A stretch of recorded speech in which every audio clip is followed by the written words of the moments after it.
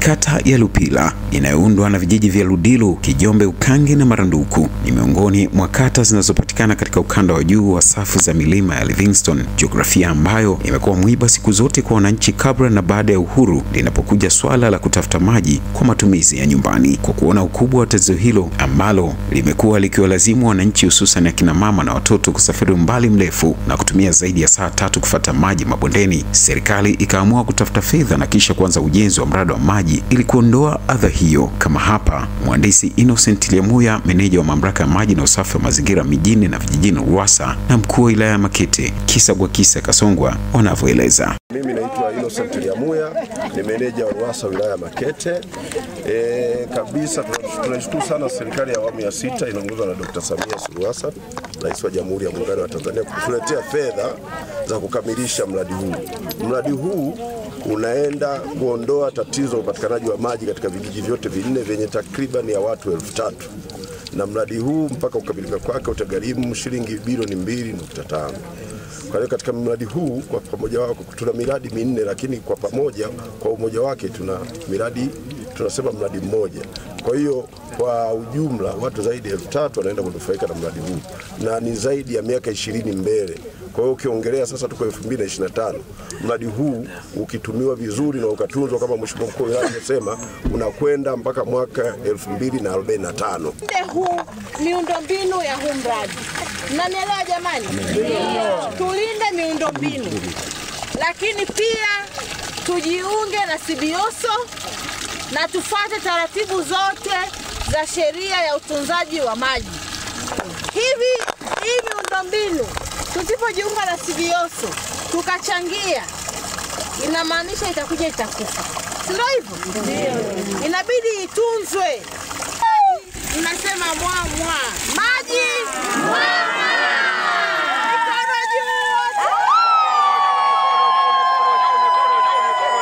Mimi nimekagua mradi. Mradi umejengwa kwa viwango vikubwa sana. Tunachotakiwa ni kutunza miradi hii kwa wivu mkubwa sana. Kutunza miundombinu. Tuambie vijana wetu watunze miundombinu. Niseme kitu kimoja. Nimeona bango kwamba hamjalipwa. Watu walifanya kazi hapa hawajalipwa. Kwanza nishukuru kwamba mkandarasi aliweza kutoa kazi kwa watu wa hapa. Labda sasa mkandarasi uko wapi? Changamoto ni nini? Maana ni bango ndio nilopokelewa nalo. Changamoto ni bado hatujalipwa. Waambie tu wananchi. Hakuna mtu atakayekosa kupata pesa. Sawa. Tumeongea utaratibu na mwenyekiti.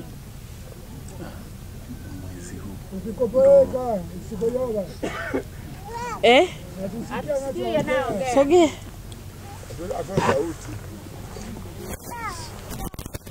Ukweli ni kweli kuna watu wanatudai. Lakini kuna malipo ambayo watapata, tunasubiri malipo kulipwa. Tukishalipwa kwa sababu certificate tumeshaandika tayari, mkuu kila mmoja atapata haki yake. Mheshimiwa DC, pamoja na mafanikio haya changamoto hazikosekana. Zipo. Ila changamoto zipo, wataalamu sisi tupo kwa ajili ya kuhakikisha changamoto hizo tunazitatua. Hadi sasa hivi siwezi kusema kuna changamoto ambayo Mheshimiwa DC unaweza tukakutwisha. Zote zipo, tunazitatua na tunapambana nazo. Pale tunaposhindwa tunaziwasilishwa kwa viongozi wetu ili tuone nini ambacho tunaweza kukifanya. Changamoto wa kandarasi ni umbali uliouona, barabara. Kwa kweli kufikisha vifaa vya ujenzi ni changamoto. Lakini wao ni wataalamu. Ni kweli mkandarasi ameleta hati ya malipo ambayo kwa sasa utaratibu ulivyo, akishaleta kwetu tunaipitia na tunaihakiki kama ni sahihi. Baada ya hapo tunapeleka wizarani kwa ajili ya maombi yake. Na hatua zote hizo zimeshafanyika, na hata wakati nakuja huku mkurugenzi wangu ameniagiza kwamba analifuatilia hilo jambo.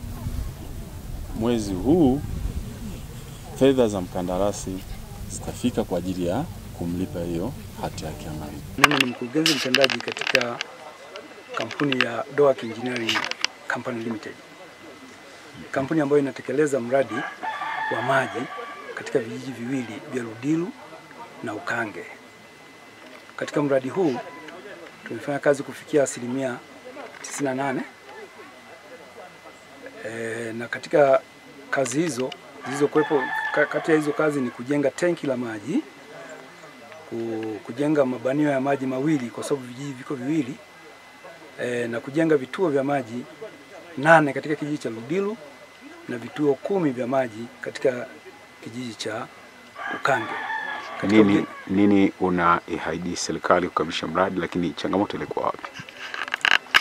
Mradi tunatarajia kukamilisha mwishoni mwa mwezi wa 7. Na unaahidi nini serikali, na kama kuna changamoto zilizopelekea kuchelewa ni nini? Katika kila kazi huwa kuna changamoto. Katika mradi huu changamoto kubwa ilikuwa ni mvua.